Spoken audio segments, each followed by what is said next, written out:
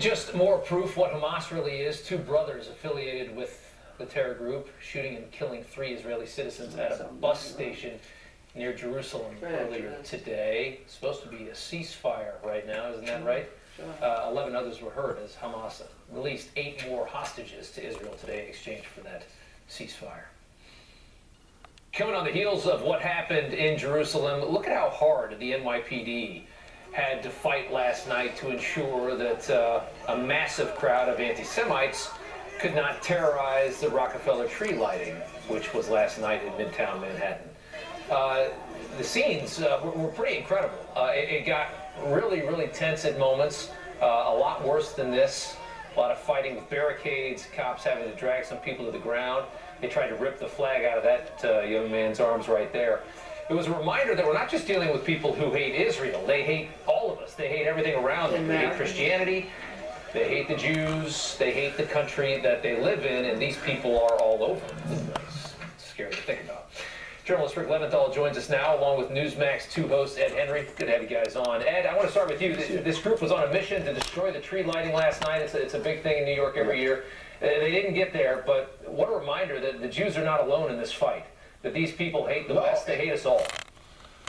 Right, and even if they didn't take down the tree, they were wreaking havoc in Midtown Manhattan. They were shouting Allah Akbar. They were shouting burn it down in terms of the tree. And they actually assaulted some police officers as well, as you know, NYPD, New York's finest. So it's absurd what was going on. And the fact it was happening in New York, the home of Chuck Schumer, the same day that the Senate Majority Leader gave a speech as the highest ranking elected Jewish official in the American government. And he was saying, look, enough with the anti-Semitism and all of this.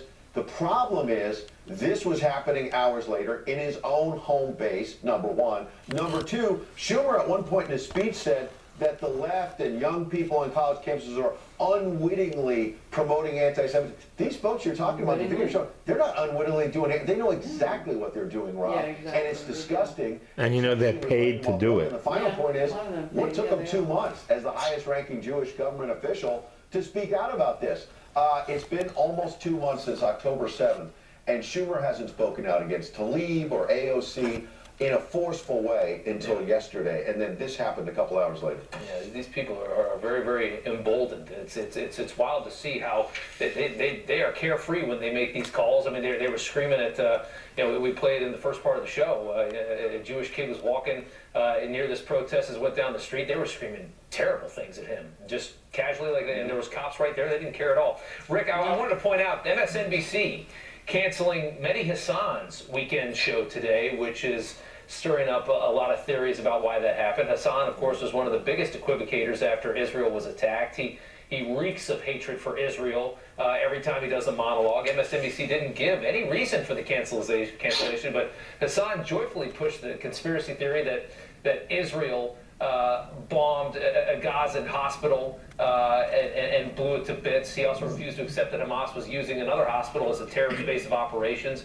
In a recent interview, he argued with an Israeli advisor pushing Hamas's death toll numbers and accusing Israel of spreading propaganda. Take a look at this.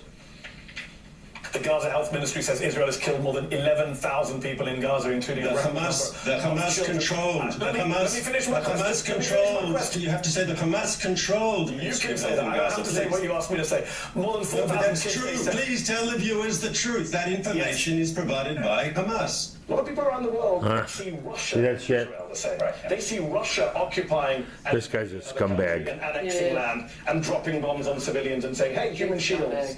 And they see Israel doing that in Gaza. So you have that. It was frankly insane. I think that he was ever hired by an American company to begin with. He's a very radical person. We have some video here, a 2009 sermon. Hassan quoted the Quran and compared non-Muslims, anybody that's not Muslim, to cattle. He also compared homosexuals with pedophiles. Rick, your thoughts as Mehdi finally gets the boot? Well, let's not let facts get in the way of a story here. I mean, he's obviously spewing hate, and what I think is interesting is that the biggest critics of his firing are the Palestine supporters, the supporters of the Palestinian movement, who are calling for the death of Israel. These are the ones who are the most upset about him being caught loose, and they're replacing him with an Arab American who has also made anti-Israel statements in the past. So I'm not really sure if there's going to be a difference between the two guys who are filling that time slot to allow these people to continue to spew this hate and to call for the death of Israel and to defend Palestinians, Hamas, for doing what they did. I'm just shocked that more people aren't outraged by this. Yeah, when you saw the coverage, that when you saw the monologues that we saw right after October 7th, when those details were just very, very vivid in everybody's minds, and then you'd see many go on and try to do this equivocating between, you know, what Israel is and what Hamas is.